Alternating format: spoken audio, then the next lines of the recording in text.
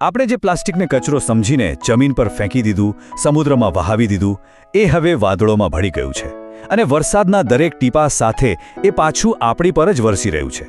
જે કચરાથી આપણે છુટકારો મેળવવા માંગતા હતા, એ જ કચરો આજે એક ભયાનક ચક્ર બનીને આપણી પાસે પાછો ફર્યો છે. આ માત્ર કોઈ કવિતાની પંક્તિ નથી, આ એકદમ કડવી વાસ્તવિકતા છે. તાજેતરમાં જ ઇન્ડોનેશિયામાં એક ચોંકાવનારી શોધ થઈ જ્યાં વરસાદના પાણીમાં માઇક્રોપ્લાસ્ટિક્સ મળી આવ્યા. આ એક સંકેત છે કે સમસ્યા આપણી ધારણા કરતાં ઘણી મોટી અને ગંભીર બની ચૂકી છે. તો ચાલો આ અદૃશ્ય સંકટને જરા ઊંડાણપૂર્વક સમજીએ. આજના આ વિશ્લેષણમાં આપણે મુખ્યત્વે આ 5 મુદ્દાઓ પર વાત કરીશું. ક્યારે વિચાર્યું છે કે આપણે જે પ્લાસ્ટિક ફેંકી દઈએ છીએ એનું ખરેખર શું થાય છે? એ હવે એક નવા માનવસર્જિત પ્લાસ્ટિક ચક્રનો ભાગ બની ગયો છે. જુઓ, કુદરતે આપણને જીવન આપવા માટે જળચક્ર બનાવ્યું, પણ આપણે એક એવું ચક્ર બનાવી દીધું છે જે પ્રદૂષણ વરસાવે છે. આનો અર્થ બરાબર સમજજો. આ હવે કોઈ થિયરી નથી રહી, આ એક સાબિત થયેલી હકીકત છે. મતલબ કે પ્લાસ્ટિક હવે ખાલી જમીન કે દરિયામાં નથી, એ આપણી હવામાં છે, આપણા વાદળોમાં છે અને આપણા પર જ વરસી રહ્યું છે. હવે એનાથી બચવું લગભગ અશક્ય છે. તો સવાલ એ થાય કે આ માઇક્રોપ્લાસ્ટિક્સ છે શું આખરે? આ એવા કયા સૂક્ષ્મકણો છે જે વરસાદના પાણીમાં પણ જોવા મળી રહ્યા છે? ચાલો આ અદૃશ્ય દુશ્મનને ઓળખીએ. એકદમ સરળ શબ્દોમાં કહીએ તો આ પ્લાસ્ટિકના એટલા નાના ટુકડા છે જે કદાચ આપણા વાળ કરતાં પણ પાતળા હોય. એટલા નાના કે એ આપણી નજરથી તો બચી જાય છે, પણ આપણા જીવનમાં સરળતાથી ઘૂસી જાય છે. હવે જુઓ, આ માઇક્રોપ્લાસ્ટિક્સ 2 રીતે બને છે. કેટલાક તો જાણી જોઈને નાના બનાવવામાં આવે છે, જેમ કે ફેસવોશ કે ટૂથપેસ્ટમાં જે નાના દાણા હોય છે એ. અને બીજા જે વધારે ખતરનાક છે એ છે આપણી જ ફેંકેલી પ્લાસ્ટિકની બોટલો અને બેગ્સ, જે તૂટીને બને છે અને ધીમે ધીમે આખા પર્યાવરણમાં ફેલાઈ જાય છે. અને આ આવે છે ક્યાંથી? આપણા રોજિંદા જીવનમાંથી જ. આપણે જે સિન્થેટિક કપડાં પહેરીએ છીએ, જે ગાડીઓ ચલાવીએ છીએ, દરેક વસ્તુ આ અદૃશ્ય ઝેર પેદા કરી રહી છે. અને આ કણો એટલા હલકા હોય છે કે હવા તેમને હજારો કિલોમીટર દૂર સુધી ઉડાવીને લઈ જઈ શકે છે.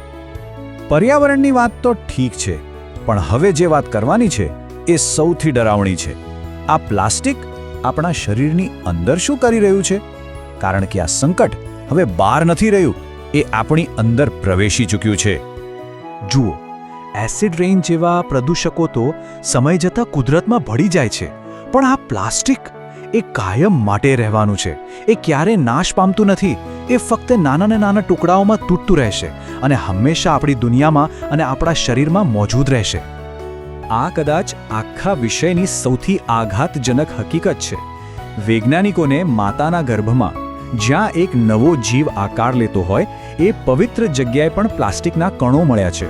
એટલું જ નહીં, આ પ્લાસ્ટિક આપણા લોહીમાં અને ફેફસામાં પણ પહોંચી ગયું છે. આનાથી વધુ ગંભીર શું હોઈ શકે? આ પ્રક્રિયાને કહેવાય છે બાયો એક્યુમ્યુલેશન. એક રીતે કહીએ તો ધીમું ઝેર. રોજ થોડું પ્લાસ્ટિક હવા, પાણી અને ખોરાક દ્વારા આપણા શરીરમાં જાય છે. આપણું શરીર એને પચાવી શકતું નથી, એટલે એ આપણા અંગોમાં જમા થતું રહે છે, જ્યાં સુધી એ ગંભીર બીમારીઓનું કારણ ન બને. અને વાત અહીં જ નથી અટકતી. આ પ્લાસ્ટિકના કણો પોતાની સાથે ખતરનાક બેક્ટેરિયા અને વાયરસને એક ટેક્સીની જેમ ચોંટાડીને ફરે છે. એનાથી રોગોનો ફેલાવો વધુ સરળ બને છે. તો સવાલ એ છે કે આપણે આટલી ખરાબ પરિસ્થિતિમાં પહોંચ્યા કેવી રીતે? આ સંકટના મૂળ ક્યાં છે? ચાલો એ કારણોને સમજીએ. આ સમસ્યાના મૂળમાં મુખ્યત્વે 2 મોટા કારણો છે. એક તરફ છે આપણી સગવડ અને સસ્તી વસ્તુઓ માટેની અમર્યાદિત ભૂખ, અને બીજી બાજુ છે સરકારો અને તંત્રની ઘોર નિષ્ફળતા, જ્યાં પ્લાસ્ટિકના કચરાના પહાડને સંભાળી નથી શકતી. આ બંનેનું પરિણામ આજે આપણે સૌ ભોગવી રહ્યા છીએ. કેવી વ્યંગાત્મક વાત છે નહીં? જે પ્લાસ્ટિક માનવીએ પોતાની સગવડ માટે બનાવ્યું, આજે એ જ પ્લાસ્ટિક માનવજાતનો શિકાર કરી રહ્યું છે. જે શિકારીએ આખી દુનિયા પર રાજ કર્યું, આજે એ પોતે જ પોતાની જ જાળમાં ફસાઈ ગયો છે. તો શું હવે બધું જ પૂરું થઈ ગયું? શું આમાંથી બહાર નીકળવાનો કોઈ રસ્તો જ નથી? ના, રસ્તાઓ ચોક્કસ છે. ચાલો કેટલાક સંભવિત ઉકેલો અને તેની સામેના પડકારો પર એક નજર કરીએ. એક ઉપાય છે EPR, એટલે કે એક્સટેન્ડેડ પ્રોડ્યુસર રિસ્પોન્સિબિલિટી. આનો સિદ્ધાંત એકદમ સરળ છે.